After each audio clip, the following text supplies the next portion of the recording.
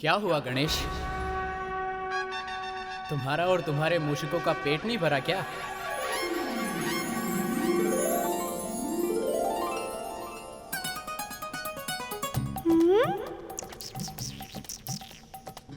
पेट तो भर गया भ्राता, किंतु मन नहीं भरा। मुझे नेक दिए बिना आप रथ पर नहीं चढ़ सकती मामी श्री।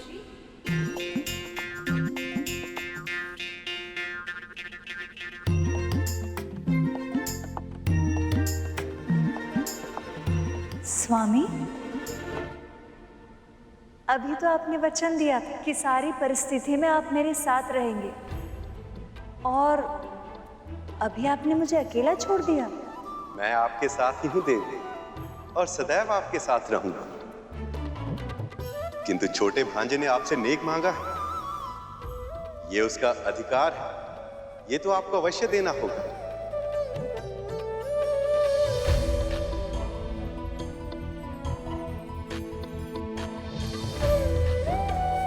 गणेश, आप बुद्धि के देवता हैं और मैं धन वैभव की देवी, और जब बुद्धि ही ना हो तो धन कैसे प्राप्त कर सकते हैं। आज मैं आपको आशीर्वाद देती हूँ कि हम दोनों की पूजा अब से साथ में होगी।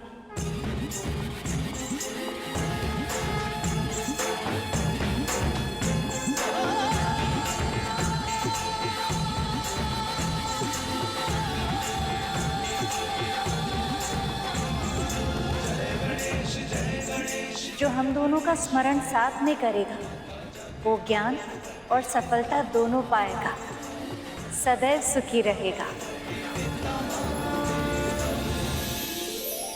आपने बहुत अनुपम उपहार दिया है मामी श्री। इससे उत्तम नेक कोई और हो ही नहीं सकता।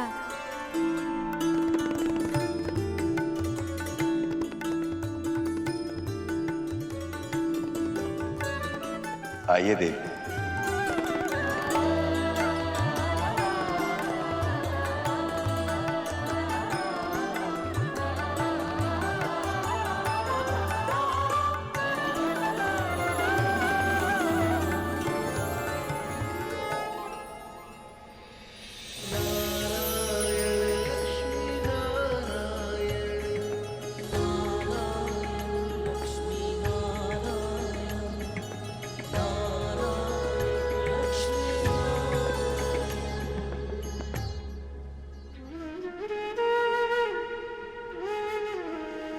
विंता,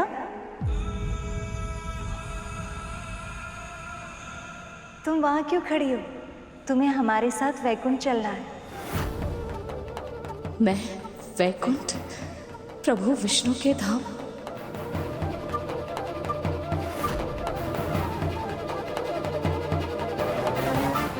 क्या हुआ? चौंक क्यों गई?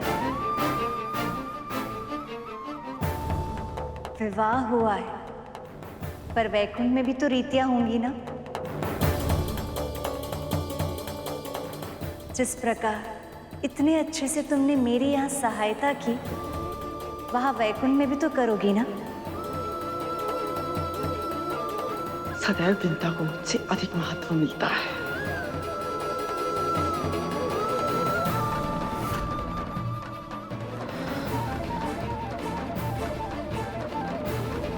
पर माँ, मैं कैसे? नहीं नहीं माँ, मैं नहीं आ सकती वहां। विंता, मैं स्वयं तुम्हें मेरे साथ वैकुंठ चलने के लिए कह रही हूँ, और तुम मना कर रही हो। मेरे कहने का अर्थ ये नहीं है माँ, पर मैं कैसे? देवी विंता, वैकुंठ की स्वामिनी ने स्वयं आपसे साथ चलने का आग्रह किया। आप इनका आदेश टाल नहीं सकती।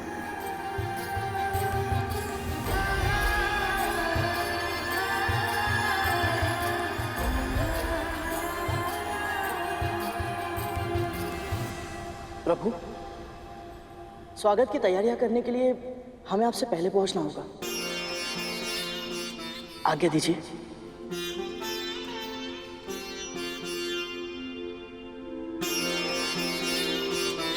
चलिए माँ।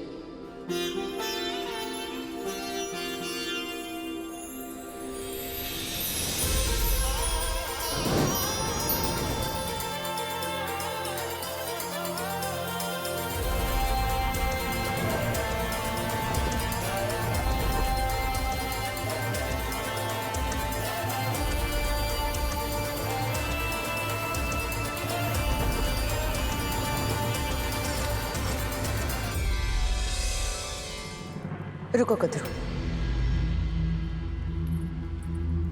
वैकुंठ जाने का विशेष निमंत्रण सिर्फ विंता को मिला है, तुम्हें नहीं। और मुझे नहीं लगता कि तुम्हें जाना चाहिए। तुम स्वयं भी तो बिना निमंत्रण के यहाँ आई थी ना। और स्वयं तुमने भी देखा ना कि इन सब ने मेरे साथ कैसा व्यवहार किया। इन सब ने मेरी उपेक्षा की है, पर मैंने कैसे भी करके अपने क्रोध पर नियंत्रण कर लिया। क्या तुम कर पाओगी कद्रू? व्याकुंठ में जाकर अगर तुमने विंता के लिए कुछ भी बुरा कहा या सोचा, तो ना जाने परिणाम क्या होगा।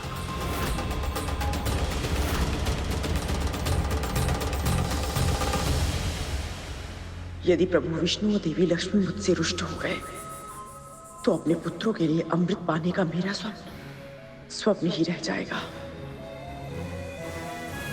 तुम ठीक कह रही हो, मुझे वैकुंठ नहीं जाना चाहिए।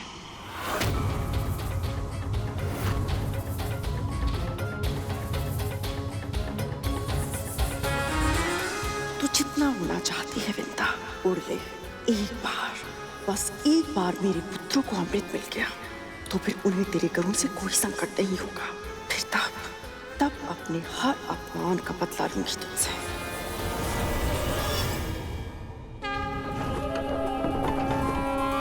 अद्भुत, अविश्वसनीय, कितना सुंदर है ये लोग।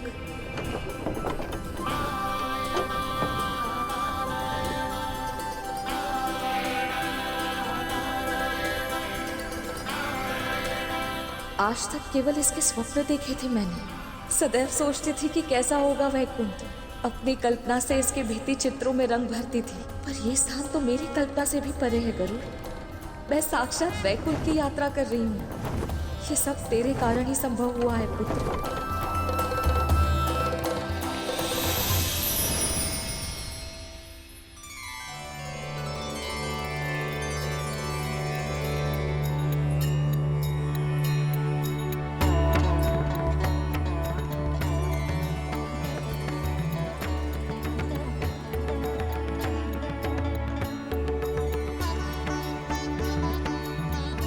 मुझे तो विश्वास ही नहीं हो रहा गरुड़, मैं वैकुंठ के द्वार के सामने हूँ। इतना बड़ा सौभाग्य, इतना सारा सुख, क्या कल्पनीय है गरुड़, अकल्पनीय।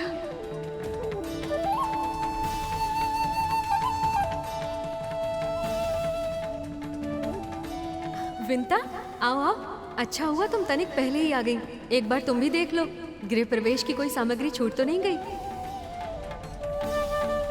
मैं हाँ, मैं कैसे देखूं? अरे चलो भी। ये देखो।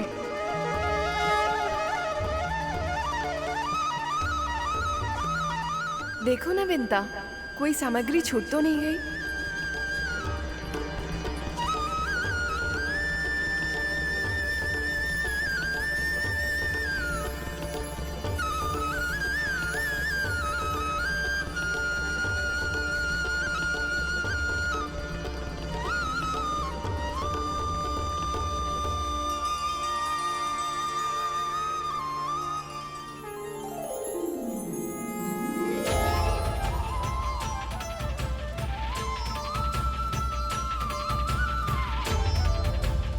माँ, प्रभु विष्णु और माता लक्ष्मी आ गए।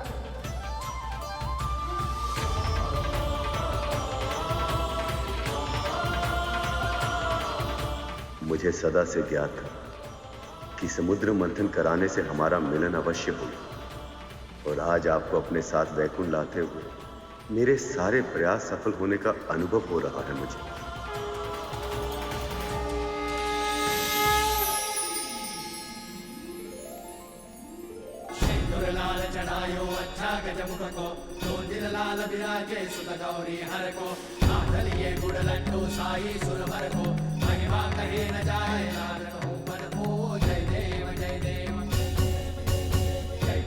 पूजा स्वीकार करें गणपति, भीतर पधारें।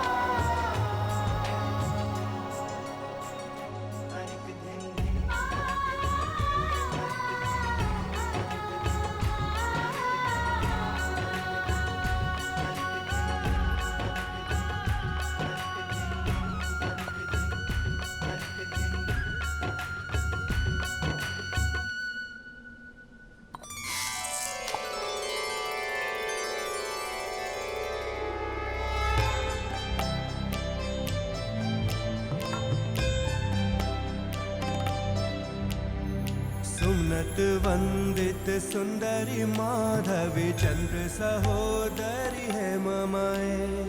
मुनि गण वंदित मोक्ष प्रदायनी मंजुल भाषिणी वेदनुते। पंकज वासिनी देव सुपूजित सद्गुण वर्षिणी शांतियुते। जय जय मधुसूदन कामिनी आदि लक्ष्मी परिपालय मां।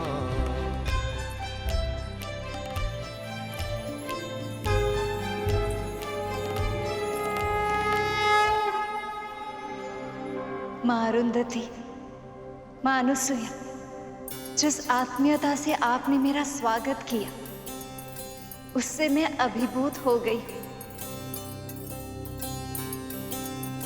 गरुड़, विंता, तुम दोनों अपनी कर्तव्य पूरी निष्ठा के साथ निभाते हो और वो बहुत प्रशंसनीय है।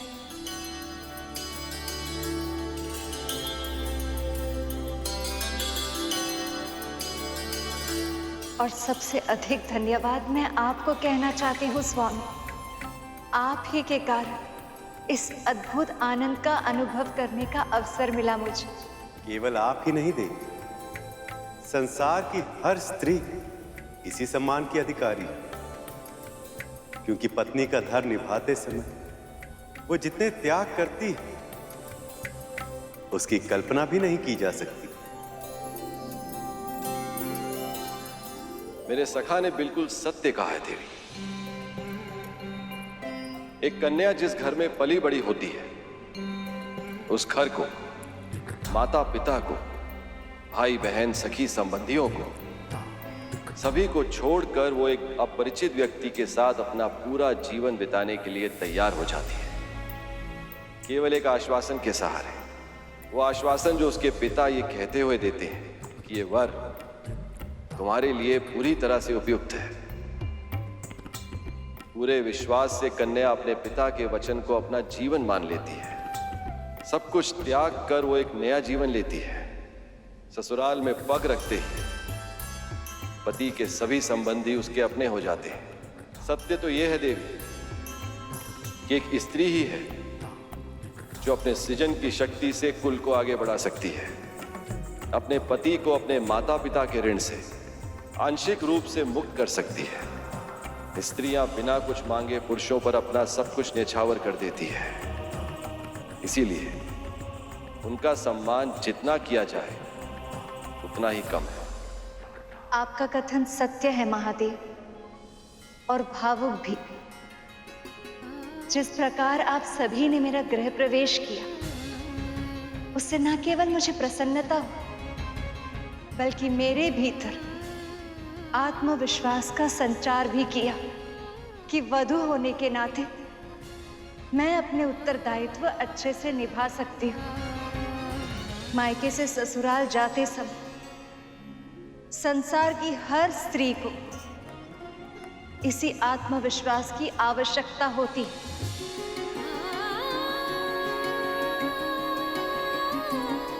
इसलिए मैं ये संकल्प लेती हूँ स्वामी, आज से जो भी परिवार अपने बहू का गृह प्रवेश इन सब संस्कारों के साथ करेगा, मैं स्वयं उस स्त्री के भीतर स्थिर निवास करके उसे गृह लक्ष्मी बनाऊंगी। उसके शुभ हाथों से हल्दी के छाप उस घर के कष्ट और रोगों को मुक्त करेंगे।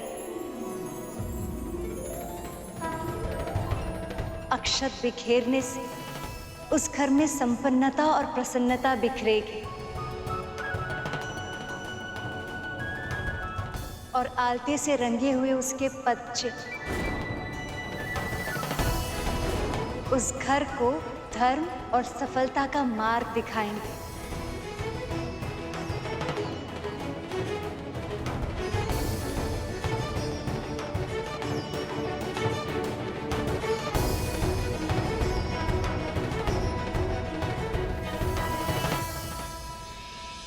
तुम सब मानते हो कि हमारे प्रतियोगी केवल देवता हैं, तो तुम सब भ्रम में हो।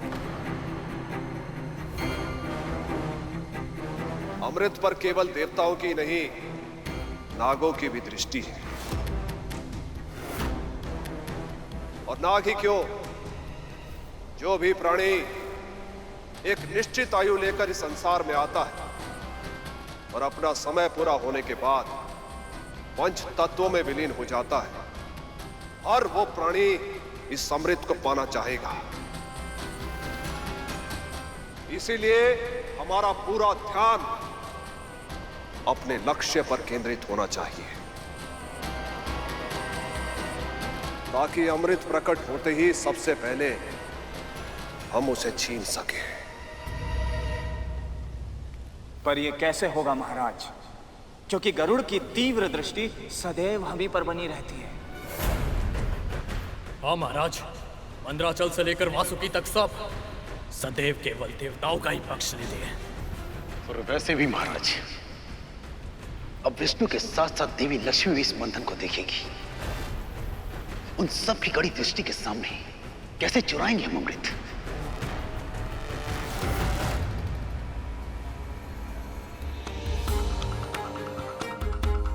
नारायण नारायण।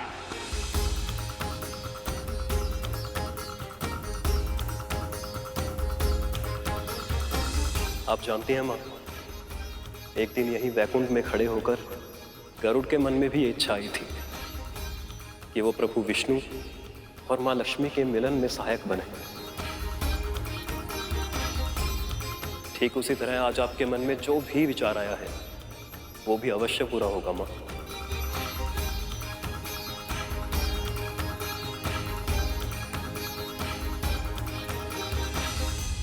वैसे सखी, जब से आपने स्वयंवर में नारायण को चुना है, तब से मेरे भीतर एक प्रश्न उमड़ रहा है। कहाँ तो आप मृगनयनी, मनमोहक लाल गालों वाली रूपमती देवी, और कहाँ ये नारायण जो कभी तो सलोने दिखाई देते हैं और कभी सांवला श्याम रंग धारण कर लेते हैं। आप कमल पुष्प पर विराजती हैं और ये विशाल सर्प पर।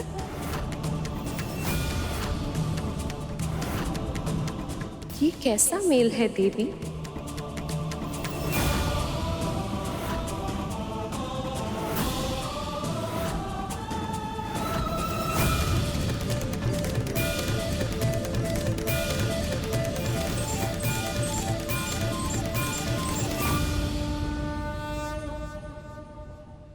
माँ पार्वती, आप प्रभु के बारे में ऐसा कैसे कह रही हैं? और क्यों? ये भी एक रीति होती है गरुड़। नंदे और भाभियाँ नववधू से उपहास करती हैं ताकि उसे ससुराल में हिचकिचाहट ना हो और वो अपने मन की बात सबके सामने रख पाए।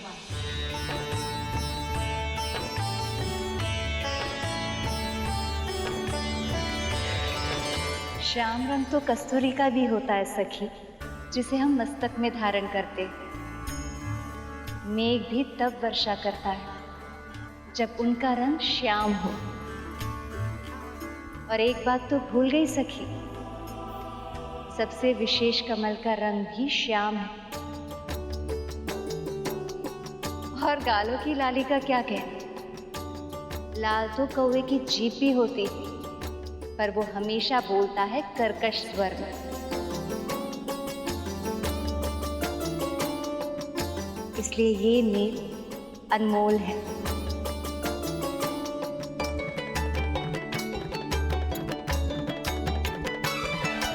बस ऐसे ही एक दूसरे का पक्ष लेते रहिए, एक दूसरे का साथ देते रहिए। चलिए, ये रीति भी पूरी हो गई। अब प्रथम रसोई की रीति भी कर लेते हैं। अभी लाई।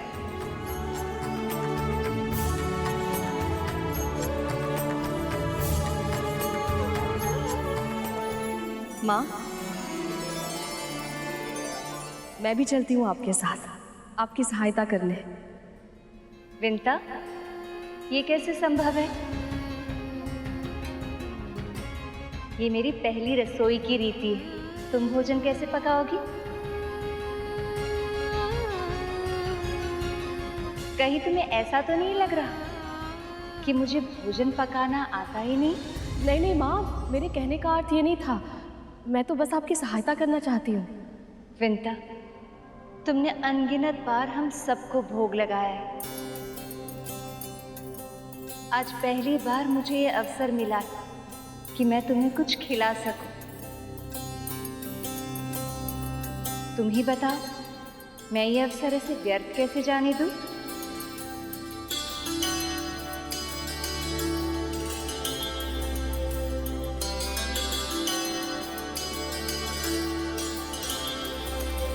माँ लक्ष्मी रसोई में कार्य करके पकवान बनाए और मैं उन्हें ग्रहण करूं, जो कभी स्वप्न में भी नहीं देखा था, जिसकी कल्पना भी नहीं की थी, वो सत्य हो रहा है गरुड़। भगवान को भोग लगाकर जब मन को इतनी प्रसन्नता मिलती है, तो उनके हाथों से भोग खाकर तो ये जीवन तृप्त हो जाएगा पुत्र।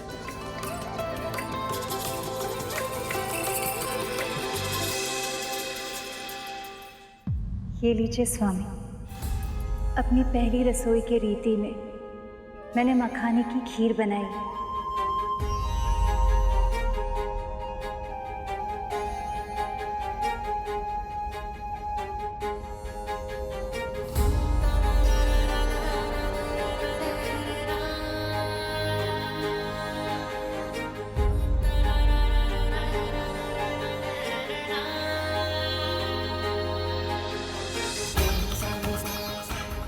आप सब खा क्यों नहीं रहे? जब भक्त भगवान को खिलाए बिना स्वयं नहीं खाता, तो हम अपने भक्तों को खिलाए बिना कैसे खा सकते?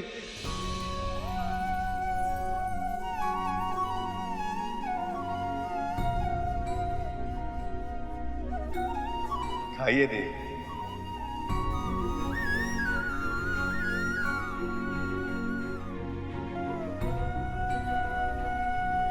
अपने प्रिय के हाथों से बनी खीर खाने के लिए और कितनी प्रतीक्षा करवाएंगी आप मुझसे?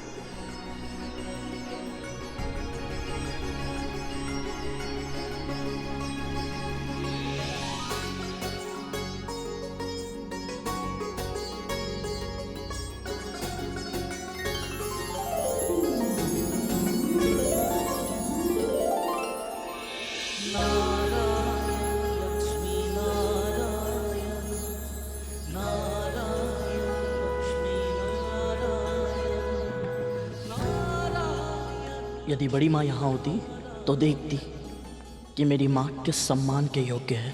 संभव है तभी उन्हें आभास हो पाता कि वो माँ के साथ अत्याचार करके कितना बड़ा पाप कर रही है।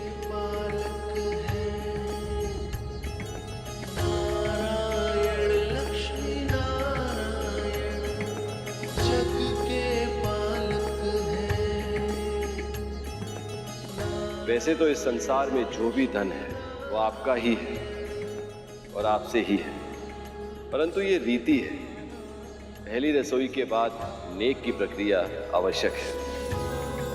इसीलिए हमारे परिवार की ओर से ये भेंट स्वीकार कीजिए।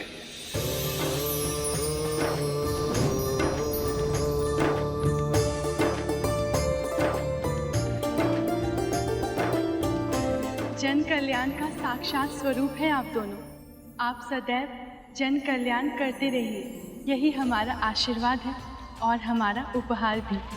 प्रभु, देवी लक्ष्मी, ये मेरी और देवताओं की ओर से आपके लिए छोटी सी भेंट।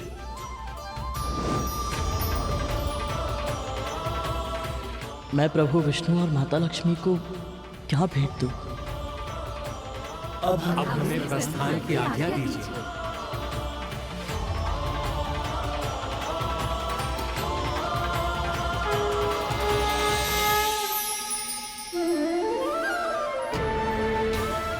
हम दोनों तो दास हैं, हम आपको क्या दे सकते हैं भला?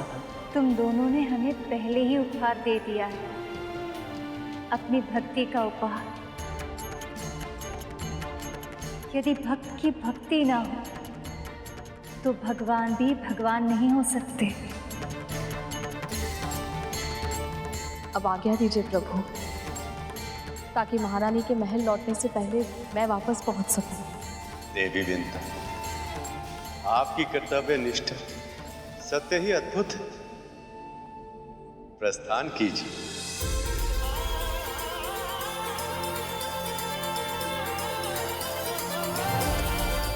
मेरे लिए क्या आज्ञा है प्रभु? तुम्हारा संदेश सही था गर। असुरों ने मंथन का प्रयास इसलिए किया था ताकि वह अमृत को अकेले ही पा सके, किंतु वह विफल हुए, इसलिए अब उनकी इच्छा और भी तीव्र हो गई है और वह अमृत को चुराने के लिए किसी भी सीमा तक जा सकते हैं। अब यह हमारा दायित्व है गर। हमें यह सुनिश्चित करना होगा कि अमृत अयोग्य के हाथों में ना जाए।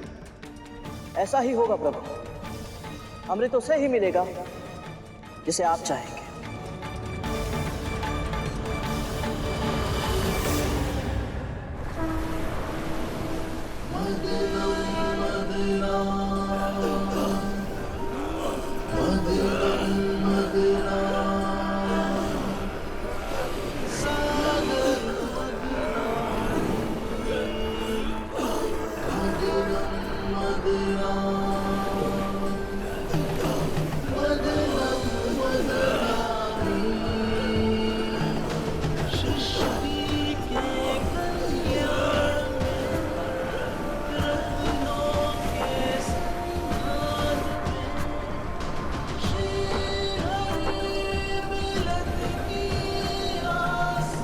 देवताओं, पूरा बल लगा दो।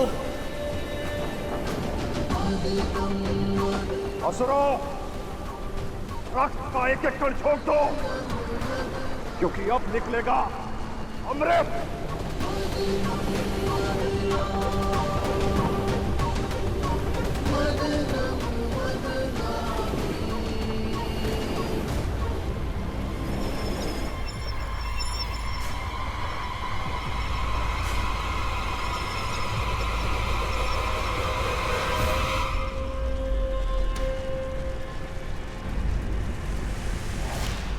ये दुर्गंध कैसे? ये कैसी दुर्गंध है देवराज?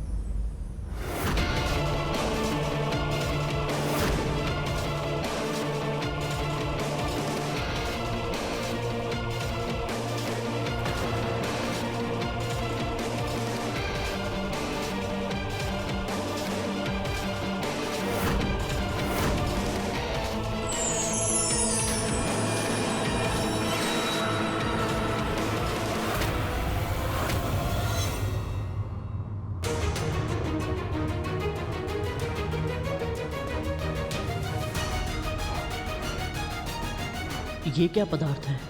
ये क्या लीला है प्रभु? इस पर तो केवल हम असुरों का ही अधिकार होगा।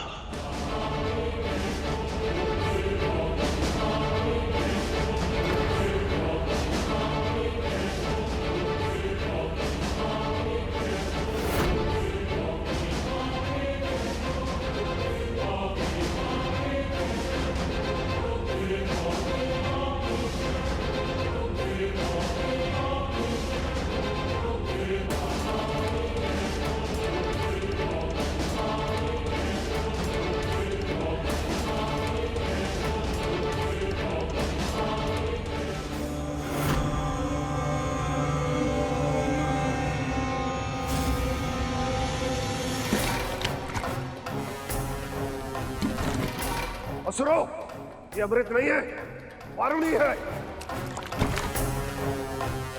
जिसे लेने में हम देवताओं को कोई रुचि नहीं है। असुर उसे आनंद से ले सकते हैं। क्यों देवताओं? सत्य कहा देवराज।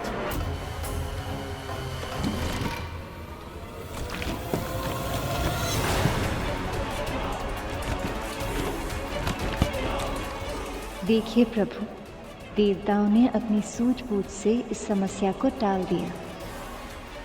आपने सही कहा लक्ष्मी, ये उनके सात्विक गुण है, किंतु असुर अपने तामसिक अवगुण के कारण समस्या को स्वयं ही निमंत्रण दे रहे हैं।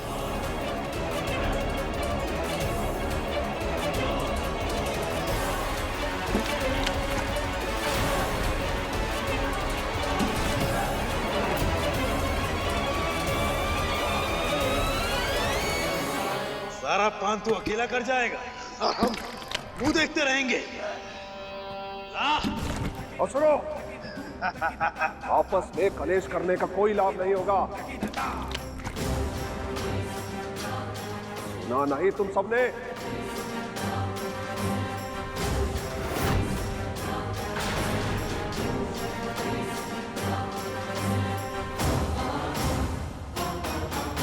महाराज बलि का भी आदेश नहीं मान रहे। ये वस्तु क्या है प्रभु? ये कौन सी वस्तु है जिसने असुरों को भी उन्मत्त कर दिया है? ये वारुणी है गरुड़। मदिरा संसार के सबसे आकर्षक, सबसे नशीले द्रवों अर्थात पेय पदार्थों में से एक है। यह व्यक्ति के मन की सभी दुविधाओं, सारी हिचक को दूर करता है। संसार के सभी कष्टों और कठिनाइयों को भुला देता है। जो भी इसका पान करता है उसे परम आनंद की अनुभूति कराता है ये द्रव्य। प्रभु, यदि ये द्रव्य इतना आकर्षक है तो फिर देवताओं ने इसकी एक भी बूंद पाने में तनिक भी रुचि क्यों नहीं ली? ऐसा इसलिए शेष, क्योंकि एक बार जिसने भक्ति के आनंद का आभास किया हो, उसे परम आनंद के लिए मदिरा जैसे इंद्रियों को शिथिल करने वाले और विवेक का नाश करने वाले मादक पदार्थों की आवश्यकता नहीं होती। संसार में ऐसा भी कुछ है जो असुरों को अमृत भी बुला दे? ये तो मैं सोच भी नहीं सकता था माँ। मदिरा के अतिरिक्त एक और ऐसी मादक वस्तु है जिसे देखते ही दानवों के साथ साथ देव भी अपना सद्बुद्ध खो जाते हैं। जो देवताओं को भी अपने प्रभाव में ले ले, वो वस्तु तो मदिरा से भी अधिक मादक हुई माँ। मदिरा से भी अधिक मद भरी ऐसी कौन सी वस्तु हो सकती है माँ? प्रभु, इस विषय में आपसे अधिक कौन अच्छे से समझा पाएगा, क्योंकि आने वाले समय में आप मोहिनी अवतार धारण करने वाले हैं।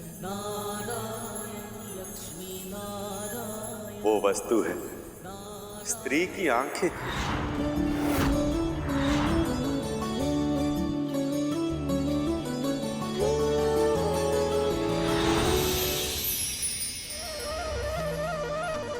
शेष, गरुड़, हर सफल पुरुष के पीछे किसी न किसी स्त्री का योगदान अवश्य होता है।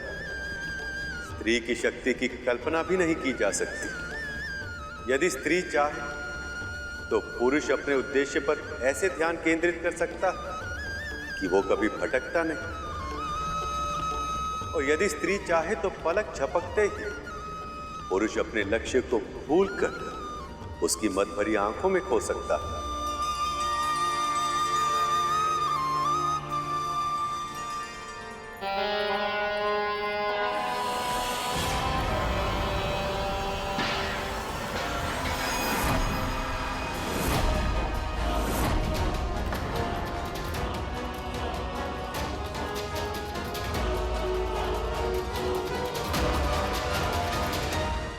मुझे बजरंग, तुम यहाँ पर किस लिए आए हो?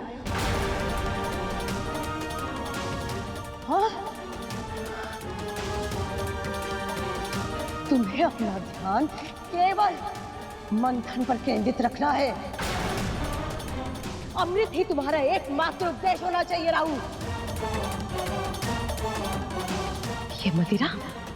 ये मदिरा वो जाल है जो तुम्हें अपने लक्ष्य से भटकाएगा।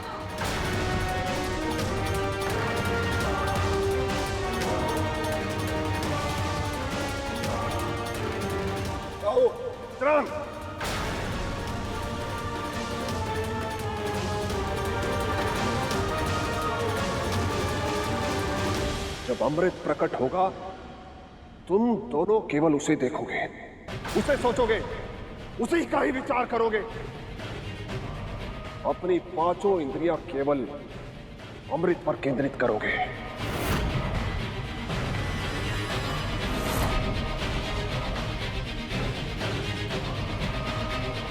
यदि तुम इस योजना में असफल हुए तो हमारी योजना भी असफल हो जाएगी। स्मरण रखना।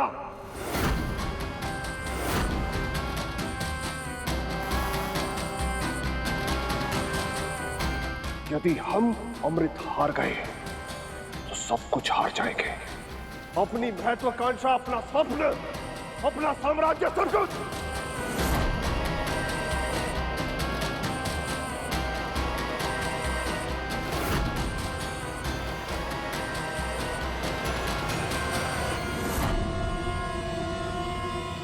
हम समझ गए महाराज।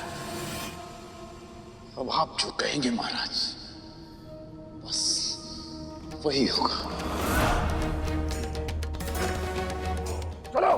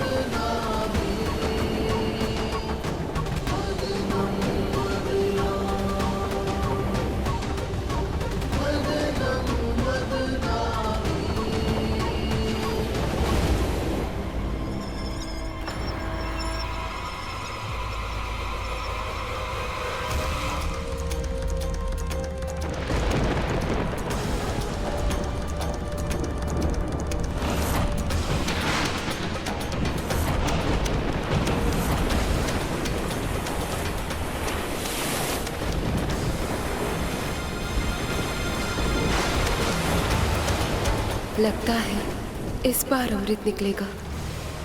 इस अमृत पर मेरे पुत्रों का ही हक है, और उसे पाने से मेरे पुत्रों को विष्णु भी नहीं रोक पाएगा।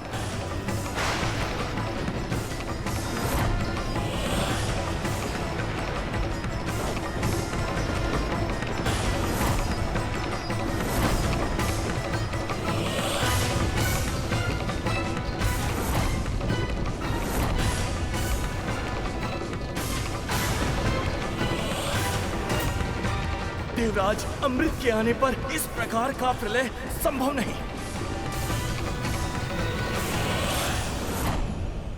महाराज, इसका तेज असहनीय है। क्या हो सकता है?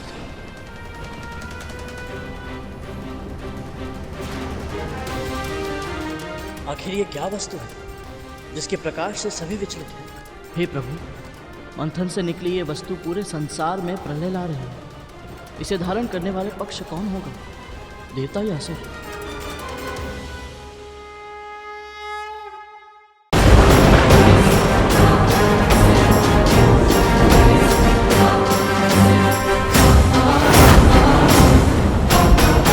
हे प्रभु, अब इस समस्या का निवारण कैसे करें?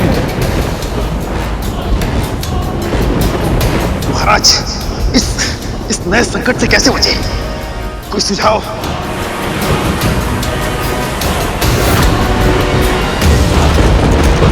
ये तो चंद्रमा है। इनके वास्तविक तेज को ये संसार संभाल नहीं पाएगा। ये तब शांत होंगे जब कोई महाशक्ति इन्हें धारण करेगी।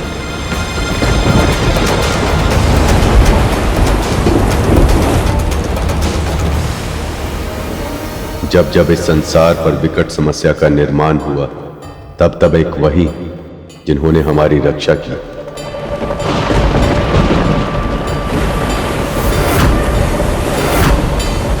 इस अपार शक्ति को वही धारण कर सकते हैं जिनका ना कोई आदि ना अंत, महादेव।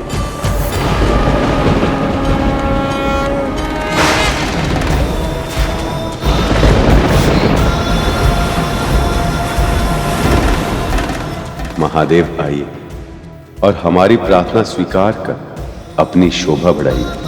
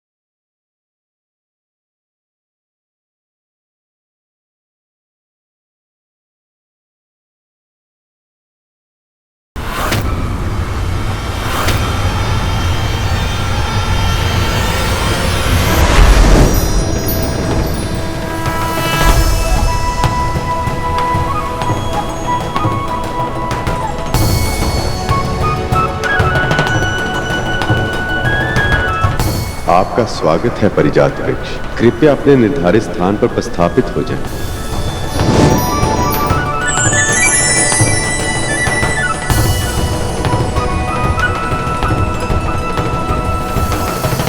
शक्ति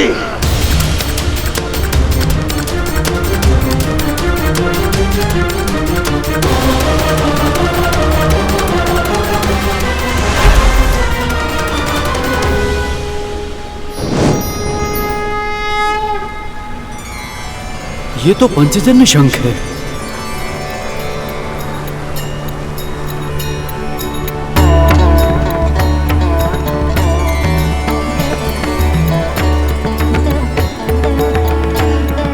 यदि देव और असुर उचित समझे तो मैं ये शंख प्रभु विष्णु को दोनों पक्षों की ओर से भेंट देना चाहता हूं।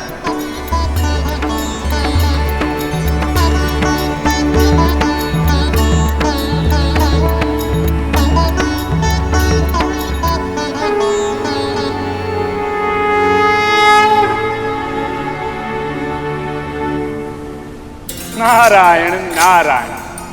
प्रभु इसे स्वीकार कीजिए।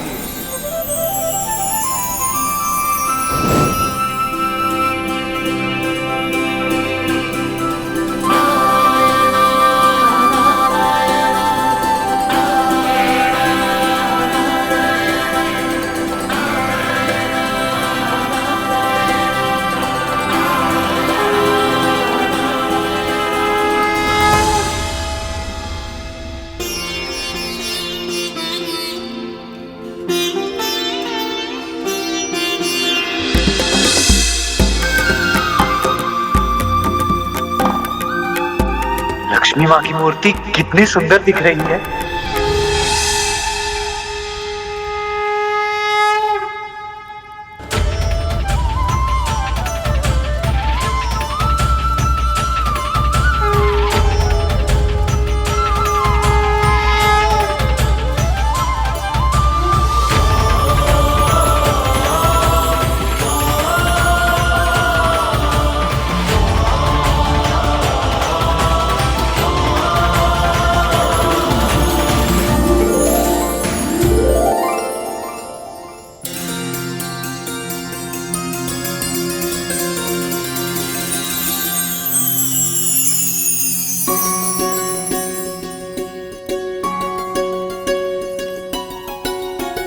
मिठाई?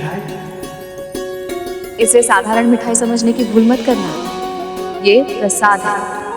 इसका एक एक कण पवित्र है। अपना सौभाग्य समझकर इसे ग्रहण करो।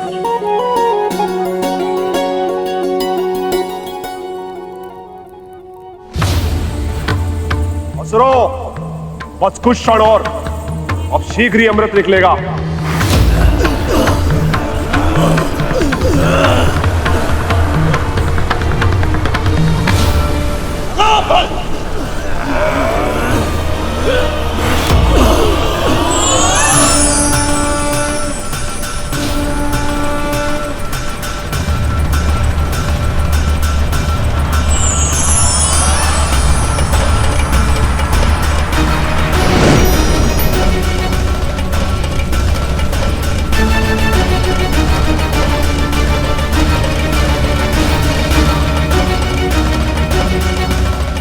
देवी तारा और रूमी, ये अप्सराओं का त्रेता युग में बहुत ही महत्वपूर्ण योगदान होगा। रूपवती कन्याओं, तुम्हारा नाम क्या है? तारा। रोमी। बहुत ही सुंदर। तुम में से एक चलोगी मेरे साथ और दूसरी मेरे साथ। तुम दोनों ने सोच भी कैसे लिया कि मदिरा की तरह हम देवता इन दोनों पर अधिकार इतनी सरलता से छोड़ देंगे? इन पर तो केवल हमारा ही अधिकार है। ऐसे कैसे तुम्हारे साथ जाएगी? मेरे साथ जाएगी वो। दोनों पक्षों में से कोई भी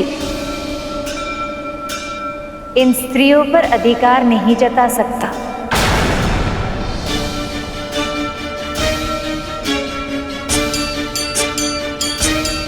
आप दोनों को अपनी इच्छा अनुसार अपना पक्ष चुनने का अधिकार है, और जब तक आप ऐसा नहीं करते आप दोनों स्वर्ग में रहेंगे।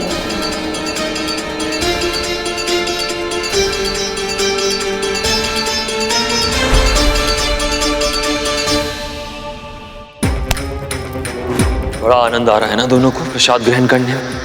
आने दो कर, ऐसा दंड दूंगा कि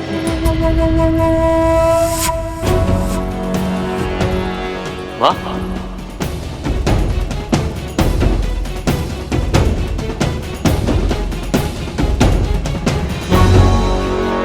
आपका मुख तो एकदम साफ हो गया, सारे धब्बे चले गए। ये चमत्कार कैसे हुआ माँ?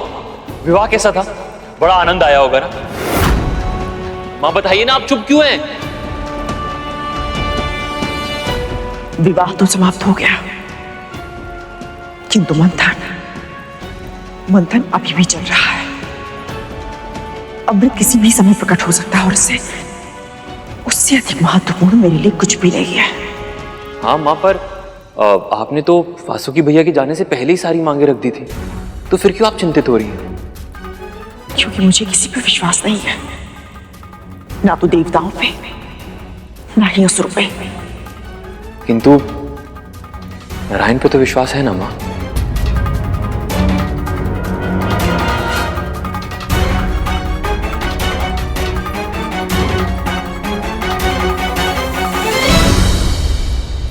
माँ विचलित है और दासी माँ कुछ अधिक ही प्रसन्न। न जाने क्यों मुझे लग रहा है कि इसका कारण भी वो गरुड़ी है। बस एक बार अमृत मिल जाए मुझे, फिर सबसे पहले गरुड़ का अस्तित्व ही मिटा दूंगा मैं।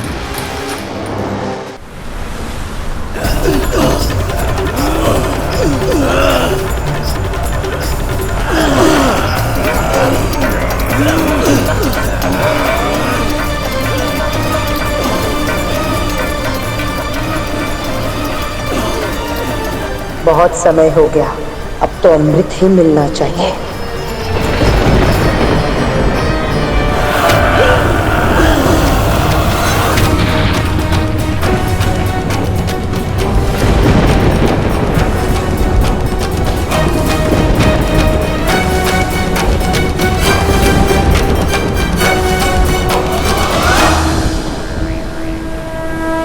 इस मंथन का समापन आपसे ही, कृपया अपने आगमन से हमें कृतार्थ करें।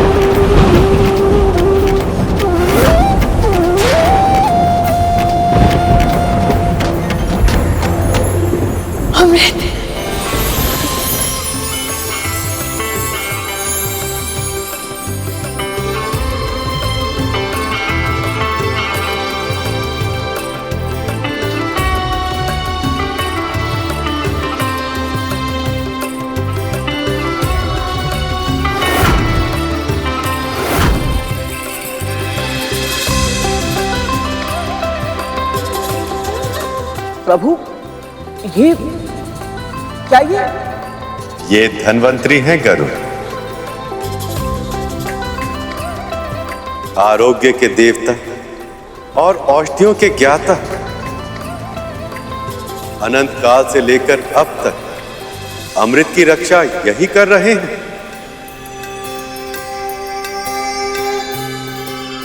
इसका अर्थ यह है प्रभु कि इस कलश में अमृत है।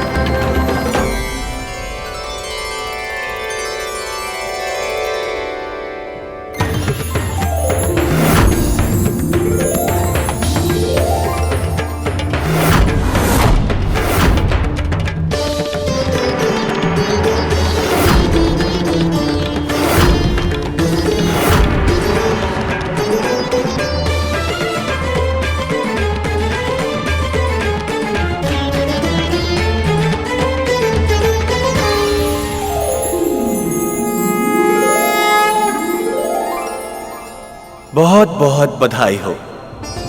एक दूसरे के घोषित शत्रु होने के बाद भी आप सभी देवताओं और दानवों ने संधि की कठिन से कठिनतम चुनौतियों का सामना किया और अपने तन, मन तथा आत्मा तक का बल लगाकर क्षीर सागर के मंथन जैसे महान कार्य को संपन्न किया। असंभव को संभव कर दिखाया है आप सबने। जो अकल्पनीय था उसे घटित होने पर विवश कर दिया है और अब आप सब संसार का अमृत प्राप्त करने के बहुत ही निकट पहुंच चुके हैं।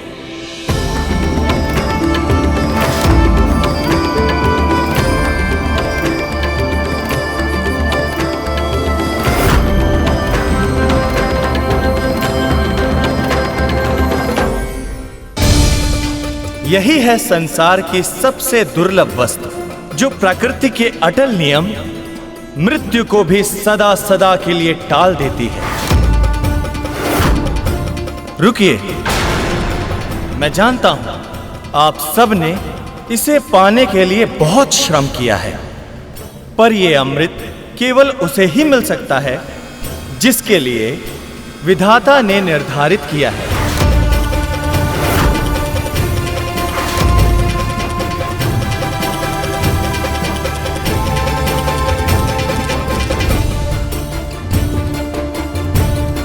तो अब हम अवश्य ही परम पिता परमात्मा के निर्णय की प्रतीक्षा करेंगे देव।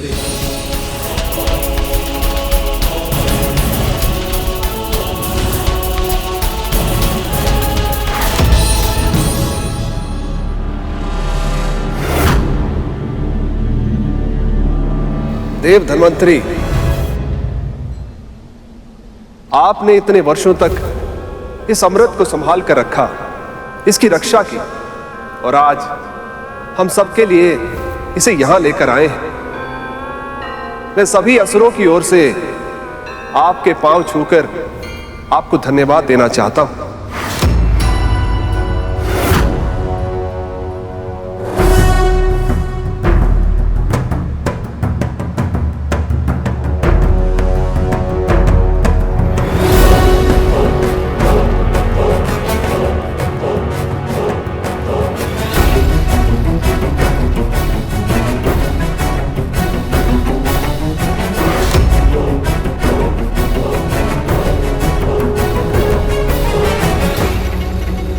यदि असुर इस नियम को तोड़ने का प्रयत्न करते हैं तो इसका दंड उन्हें भोगना होगा।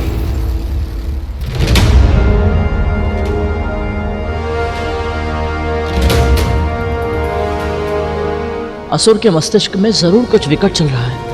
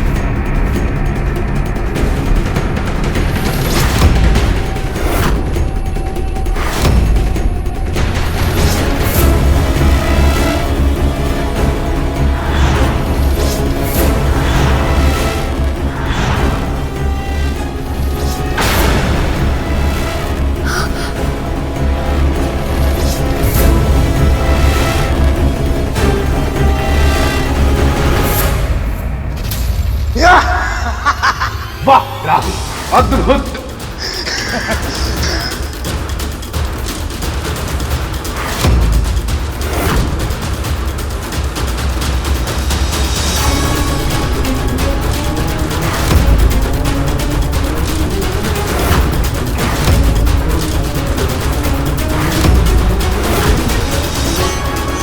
अमृत।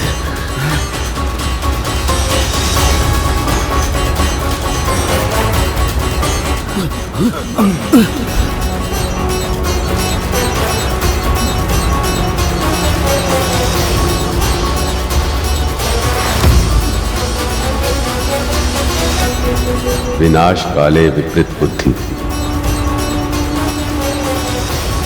मंथन की संधि तोड़कर असुरों ने आत्मविनाश का आरंभ किया।